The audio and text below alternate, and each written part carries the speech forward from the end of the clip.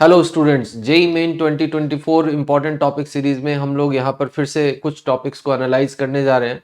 और हमारे पास आज का लिस्ट जो है थोड़ा बड़ा है ना। और इसमें हम लोग oxygen containing compound, nitrogen containing compound, ये ऑर्गेनिक केमिस्ट्री में एनालाइज करेंगे। और फिजिकल केमिस्ट्री का एक जो सेक्शन हमारे पास है वो केमिकल इक्विलिब्रियम और आयनिक इक्विलिब्रियम है। ठीक है, तो सबसे पहले हम लोग स्टार्ट करते हैं यहाँ पर ऑक्सीजन कंटेनिंग कंपाउंड में अल्कोहल, ईथर, फिनॉल्स। तो अल्कोहल, ईथर, फिनॉल में सबसे पहले अल्कोहल के प्रिपरेशन की बात करें तो इसमें प्रिपरेशन आपको पढ़ लेना है एल्डिहाइड कीटोन के रिडक्शन से। दूसरा प्रिपरेशन आपको पढ़ लेना है एल्डिहाइड कीटोन पर यानी कि कार्बोनाइल पर आरएमजीएक्स के एक्शन से, ग्रिग्नार्ड रिएजेंट के एक्शन से। ठीक है, इस प्रिपरेशन को आप पढ़ लें अच्छे से। लिथियम एल्यूमिनियम हाइड्राइड NaBH4 का रिड्यूसिंग कैरेक्टर और ये कौन कौन से कंपाउंड को अल्कोहल तक रिड्यूस कर सकता है, ये भी लिस्ट बना लो आप और इसको प्रिपेयर कर लो। इससे सर्टेन क्वेश्चन आने जा रहा है जेईई मेन 2024 में। ठीक है, फिर हम लोग प्रिपरेशन ऑफ अल्कोहल के बाद प्रॉपर्टीज ऑफ अल्कोहल की बात करें तो मोस्ट इंपॉर्टेंट प्रॉपर्टीज है dehydration of alcohol. Dehydration of alcohol में रिएक्टिविटी ऑर्डर आपको अरेंज करना है। मेजर प्रोडक्ट क्या बनेगा डिहाइड्रेशन पर, है ना, with the all rearrangement of carbocation, है ना। तो इस तरह के क्वेश्चंस आपको जो है वो प्रिपेयर कर लेने हैं। ठीक है, और इसकी थ्योरी भी बहुत अच्छे से पढ़ लेनी है आपको। ठीक है, फिर आपको तैयार करना है oxidation of alcohol with different reagents. ठीक है, कि कौन कौन से रिएजेंट्स अल्कोहल को एल्डिहाइड तक ले जाते हैं, कौन कौन से रिएजेंट अल्कोहल को कीटोन्स तक ले जाते हैं, कौन कौन से रिएजेंट जो है वो कार्बोक्सिलिक एसिड तक भी इसको ऑक्सीडाइज कर सकते हैं। और अल्कोहल के एंड में आपको पढ़ना है ना, that is detection test of alcohol, that is ceric ammonium nitrate के साथ टेस्ट और एक लुकास टेस्ट। ठीक है, रिएक्टिविटी टेस्ट में। तो ये आपके अल्कोहल सेक्शंस थे। अब हम लोग चलते हैं ईथर। ईथर बहुत ही छोटा सा चैप्टर है, बहुत ही कम रिएक्शंस हैं इनमें इसमें। तो इसमें आपको मैं बस दो पिन पॉइंट करके टॉपिक्स बता रहा हूँ जिसको कि आप प्रिपेयर कर लोगे तो ये चैप्टर कंप्लीट हो जाएगा। ठीक है, एक तो आप प्रिपरेशन में चले जाओ, प्रिपरेशन में विलियमसन सिंथेसिस को अच्छे से वर्कआउट कर लो। ठीक है, और एक रिएक्शन पढ़ लो, है ना, ईथर का, that is reaction with H2O in acidic medium और reaction of ether with HI। ये दो सेक्शंस अगर आपने इसमें कर लिया तो आप मान कर चलो कि ईथर के जो क्वेश्चंस आएंगे वो इसी पर मैप्ड होकर के आएंगे। ठीक है ना।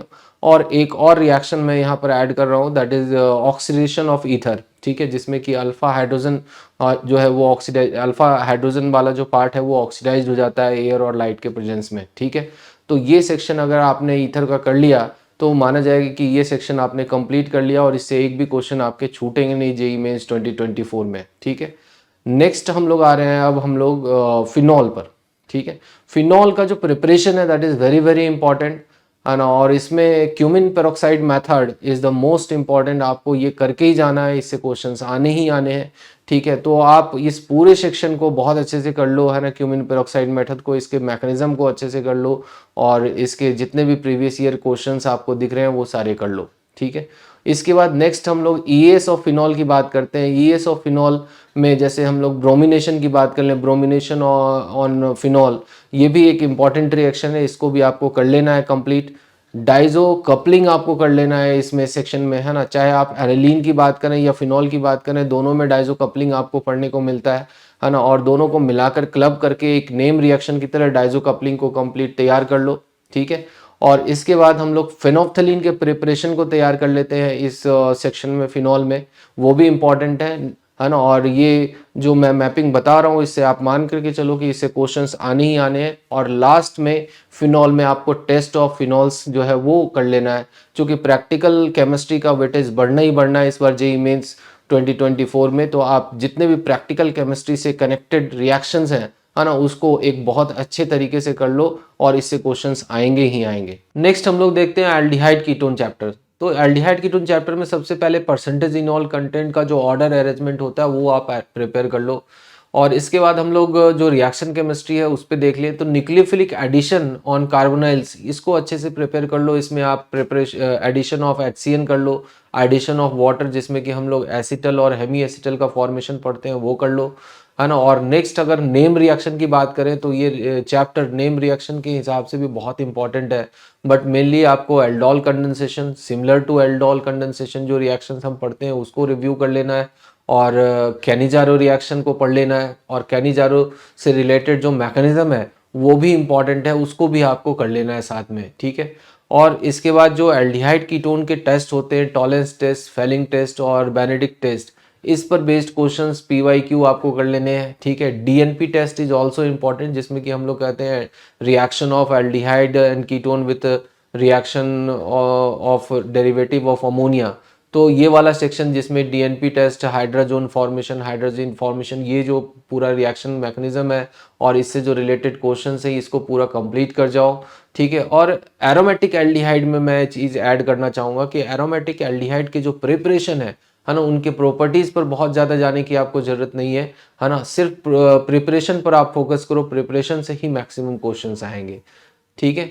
फिर हम लोग चलते हैं carboxylic acid and derivatives. Carboxylic acid and derivative की बात करें तो esterification is the most important. Esterification alcohol chapter में भी अपन लिस्ट कर सकते थे, बट उसको यहाँ हम लोग लिस्ट कर रहे हैं, है ना, चूंकि इसमें बहुत ही कम रिएक्शन है पढ़ने को कार्बोजेलिक एसिड डेरिवेटिव्स को, तो इसमें एस्टेरिफिकेशन आप कर लो। नेक्स्ट आप इसमें कर सकते हो एमाइड्स के रिएक्शन, और एमाइड्स के रिएक्शन में भी स्पेशली आप हॉफमैन ब्रोमाइड रिएक्शन को कंप्लीट कर लो, है ना। और इसके थैलीमाइड सिंथेसिस, जो एमीन्स के थैलीमाइड सिंथेसिस का जो रिएक्शन है उसको भी कंप्लीट कर लो, ठीक है। और रिड्यूसिंग एजेंट की केमिस्ट्री पहले ही मैंने मेंशन कर रखा है कि जो लिथियम एल्यूमिनियम हाइड्राइड है, सोडियम बोरोहाइड्राइड है, इस तरह के जो रिड्यूसिंग एजेंट्स है उनका जो कैरेक्टरिस्टिक है वो कौन से कंपाउंड को किस कंपाउंड तक रिड्यूस करते हैं। तो ये रिडक्शन वाला जो पोर्शन है वो भी यहाँ पर इंपॉर्टेंट है, तो वो रिडक्शन वाला पोर्शन भी आप कंप्लीट कर लो, इससे क्वेश्चंस जरूर आएंगे, ये ध्यान रखना है, ठीक है। और हम एमीन्स की अगर हम लोग बात करें तो एमीन्स में बस एक ही मैं पॉइंट आउट कर रहा हूँ आपको,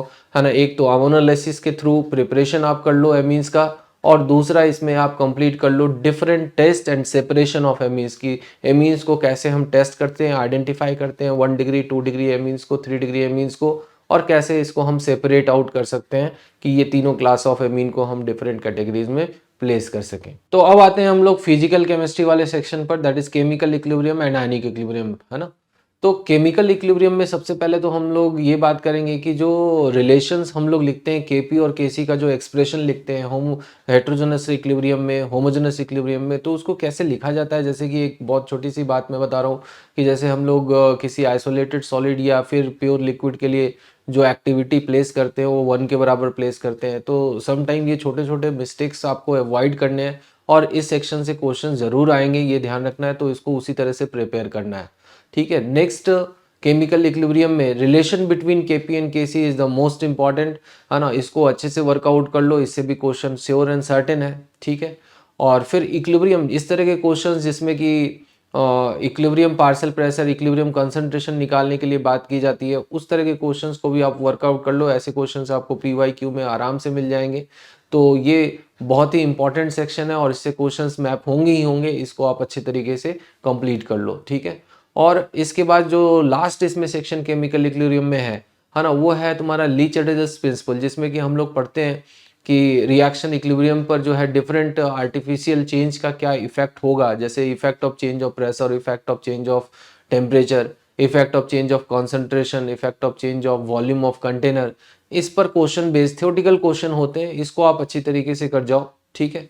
और एक और सेक्शन मैं इसमें एंड में ऐड करूंगा जिसको कि आपको फंडामेंटल लेवल पर तैयार कर लेना है, that is relation between delta G and के पी एंड के सी। तो ये जो रिलेशन होता है मैथमेटिकल रिलेशन, जो thermodynamic relation condition of equilibrium को रिप्रेजेंट करता है, वो एक बार कर जाओ, लेकिन वो फंडामेंटल लेवल पर ज़रूरत है, उसके आगे एडवांस लेवल पर उसको करने की ज़रूरत नहीं है जेईई मेंस के लिए, ठीक है।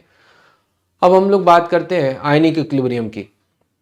आयनिक इक्विलिब्रियम में वैसे तो हम लोग कहते हैं कि पीएच से स्टार्ट करते हैं, पीएच ही पढ़ते हैं पूरे चैप्टर में, आयंस इन एक्वस सॉल्यूशन की बात होती है इस पूरे चैप्टर में, बट डिफरेंट जो इसके सब टॉपिक्स हैं उसको एक एक करके हम लोग समझ लेते हैं और उसमें से पॉइंट्स हम लोग निकाल लेते हैं कि कहाँ कहाँ से क्वेश्चंस बनने हैं या कहाँ कहाँ से क्वेश्चंस आएंगे। तो सिंपल पीएच में भी हम बात करें तो वीक एसिड का pH, mixture of weak acid and strong acid का पीएच, ये इंपॉर्टेंट है, आप नोट डाउन कर लो, स्टार मार्क कर लो, ये जेईई मेन 2024 में 100% आएंगे, ठीक है। इसके बाद हम लोग वीक एसिड के मिक्सर के भी क्वेश्चंस कर लें तो ज़्यादा अच्छा रहेगा, एक पूरा कवरेज मिलेगा इस पर्टिकुलर सेक्शन को, ठीक है। और फिर बफर सॉल्यूशन पर वर्कआउट करो। बफर में भी आप एसिडिक बफर, बेसिक बफर, जैसा कि आप जानते हो ये दो तरह के बफर होते हैं, इनके दोनों ही टाइप के क्वेश्चंस। और एक और टाइप जिसमें कि हम लोग कहते हैं कि बफर है गिवन और उसमें अगर हम लोगों ने स्मॉल अमाउंट ऑफ एसिड या small amount of base add किया तो उसका पीएच किस तरह से चेंज होगा, है ना, तो वो क्वेश्चन भी आप कंप्लीट कर लो। ठीक है, और इसके बाद इंडिकेटर्स भी इंपॉर्टेंट है, इंडिकेटर थ्योरी से भी क्वेश्चंस कर लो, टाइट्रेशन कर्व के भी क्वेश्चंस कर लो, इसलिए कि इन सारे सेक्शन से ही क्वेश्चंस मैप होंगे, है ना, ये 100% श्योर है।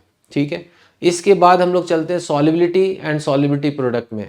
इसमें फंडामेंटल लेवल के क्वेश्चंस आप करो और जैसे कि हम लोग जानते हैं कि कॉमन आयन इफेक्ट इस सेक्शन में हम लोग को पढ़ना होता है, सॉल्युबिलिटी पे पीएच का इफेक्ट पढ़ना होता है, सॉल्युबिलिटी पे कॉम्प्लेक्स फॉर्मेशन का इफेक्ट पढ़ना होता है। तो ये 3 सेक्शंस मैंने यहाँ पर मार्क कराए हैं। सॉल्युबिलिटी नॉर्मल, सॉल्युबिलिटी प्रोडक्ट और सॉल्युबिलिटी वाले क्वेश्चन से आपको थोड़ा आगे बढ़ना है और ये 3 सेक्शंस भी कवर करने हैं, जिसमें कि कॉमन आयन इफेक्ट है, effect of pH on solubility, effect of complex formation of solubility. तो आज के लिए इतना ही और आप इस पूरे सेक्शन को कंप्लीट कर लो और ये मैं श्योर करता हूँ कि इन सेक्शन से क्वेश्चंस आएंगे ही आएंगे। So all the best for JEE main 2024।